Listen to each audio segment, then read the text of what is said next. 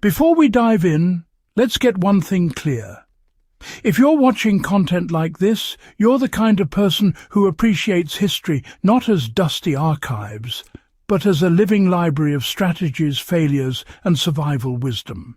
And since you're here on the Legacy of Survival channel, take a second and subscribe, because everything we cover is designed for people who take historical knowledge seriously. Consider this your 1-minute hook into a subject that proves something historians know better than anyone. When times get hard, the smartest defences often come from the past. WWII's wasn't just tanks and trenches. It was ordinary people reinforcing homes, hiding valuables, and deterring intruders with methods so clever that modern burglars still hate them. What makes these wartime defences valuable today is the same thing that made them valuable then. They rely on psychology, environment and smart design, rather than expensive gadgets. Now, let's dig into 8 WWII-era home defence tricks that proved their worth under pressure, and how you can apply them today without romanticising or watering down the history. One of the most effective WWII home defence tricks relied on reinforcing entry points in ways that weren't obvious.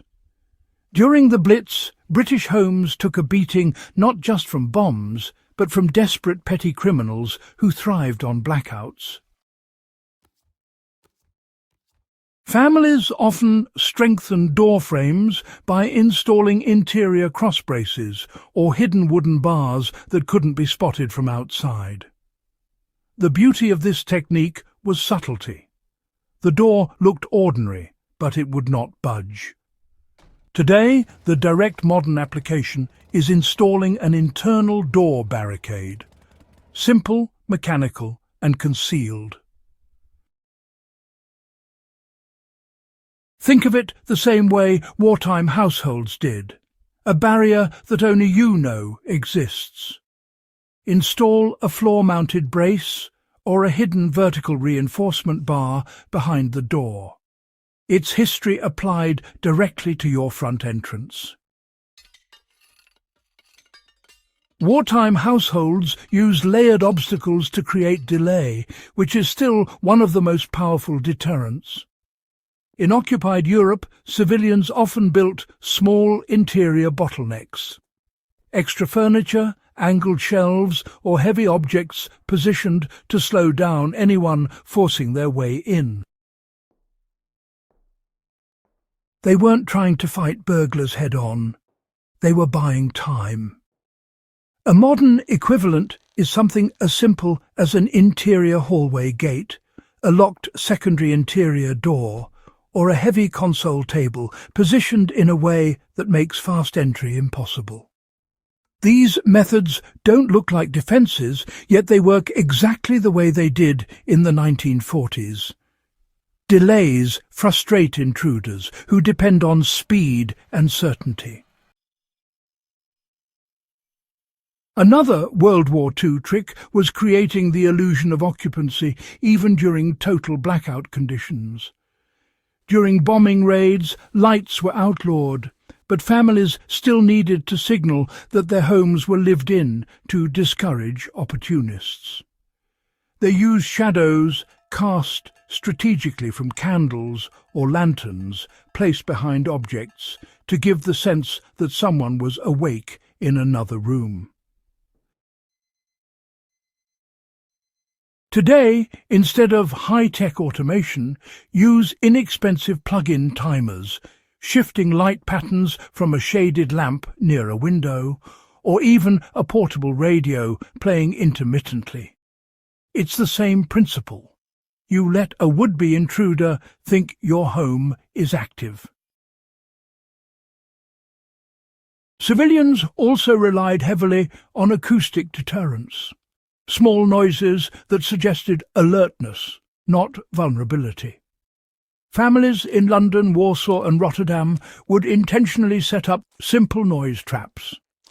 a tin mug on a doorknob, a line of marbles behind a door, or a loose floorboard left unrepaired because it acted as an early warning system. You can apply this safely today by placing subtle sound indicators near entrances.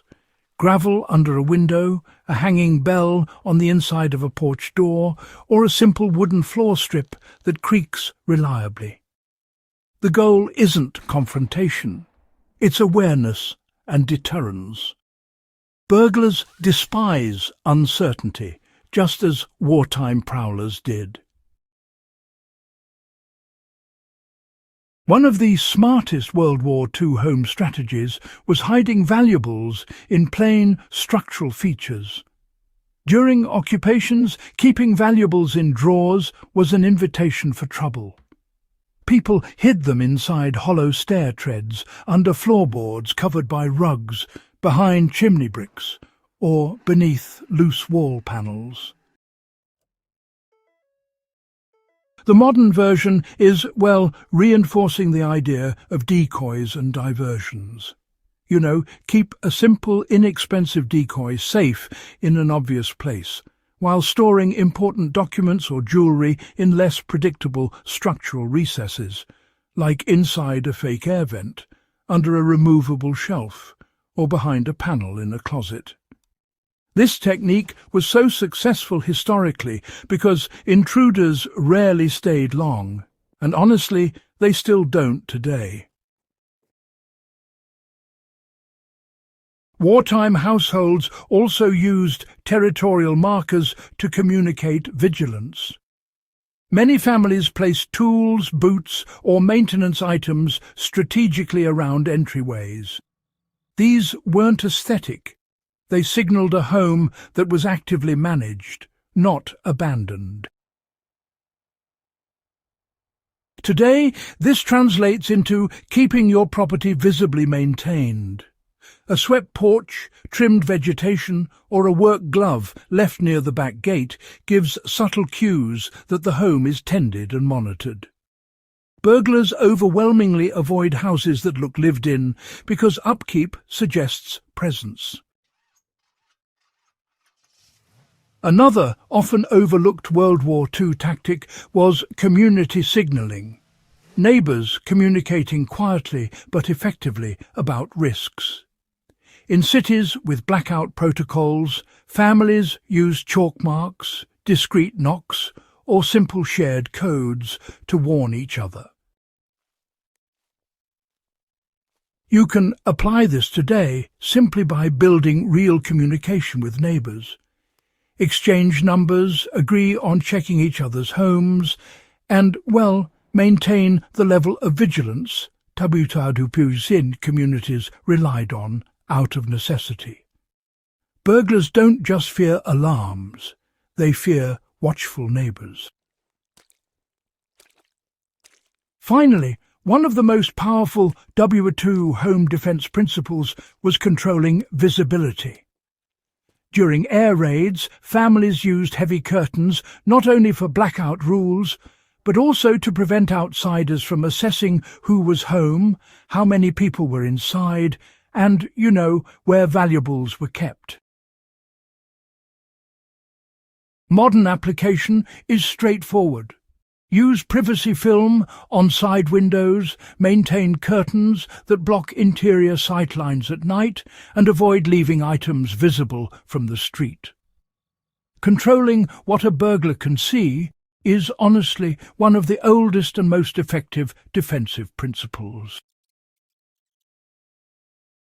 If you want more deep-dive historical breakdowns like this, make sure you subscribe, share this guide with fellow historians and survival-minded friends, and keep exploring the ways the past continues to shape the smartest defences today.